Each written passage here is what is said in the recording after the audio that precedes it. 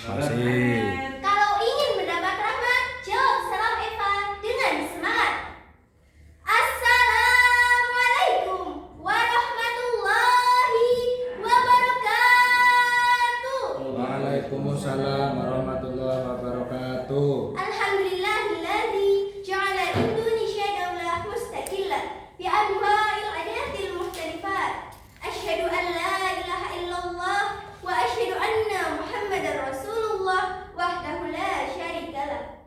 Wa asyhadu anna Muhammadan abduhu wa rasuluh la nabiyya ba'dah. Dewan juri yang arif lagi bijaksana, hadirin wal hadirat, seiman seagama rahimakumullah.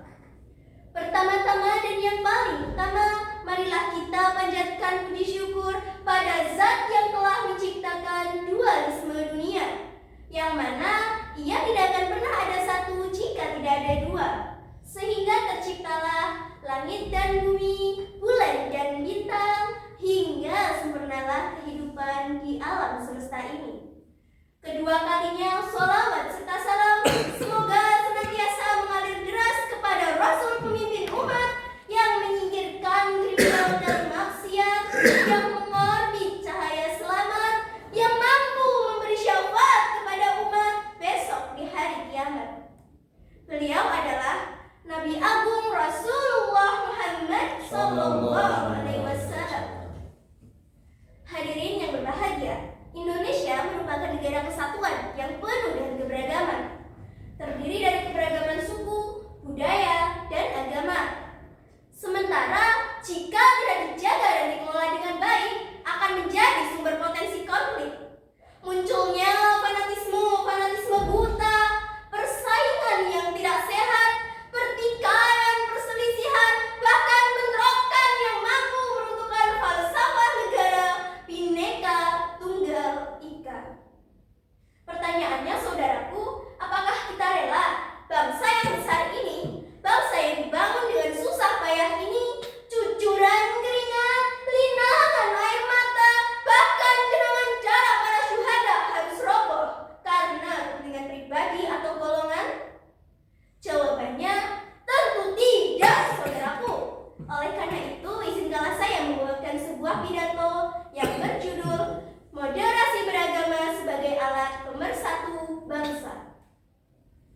Dewan juri yang saya hormati, teman-teman yang berbahagia, sebelum kita berbicara tentang moderasi beragama, tentunya kita harus tahu terlebih dahulu apa arti dari moderasi beragama.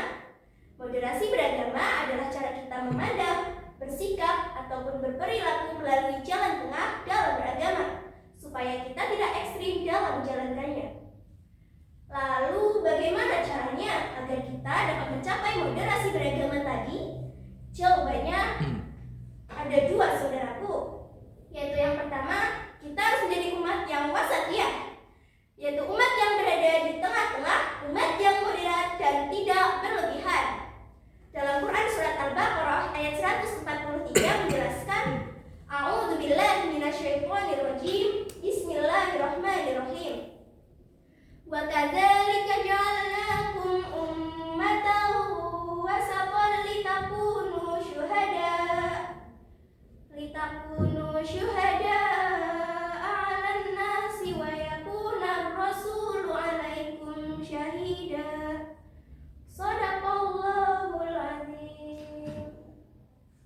Dan aku telah menjadikan kamu umat Islam, umat pertengahan, agar kamu menjadi saksi atas perbuatan manusia, dan agar Rasul Muhammad menjadi saksi atas perbuatan kamu. Hadirin yang berbahagia, Ahmad Mustafa Al-Mardi dalam karyanya Tafsir Al-Mardi Juz 2 halaman 93 menjelaskan bahwa umat wasatiyah dapat diartikan sebagai umat yang moderat, umat yang berada di tengah-tengah.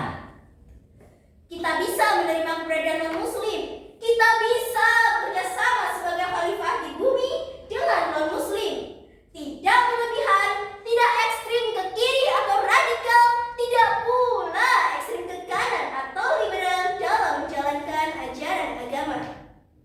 Kemudian, cara yang kedua untuk mencapai moderasi beragama, kita harus menjadi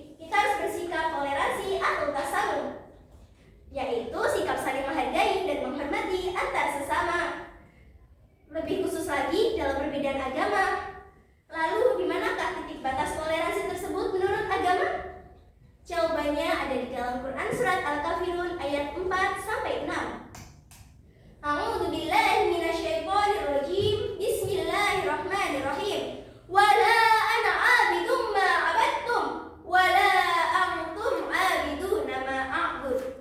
Lakum dinukum waliyadin. Shadaqallahul azim. Dan aku tidak pernah menjadi penyembah apa yang kamu sembah, dan kamu tidak pernah pula menjadi penyembah apa yang aku sembah.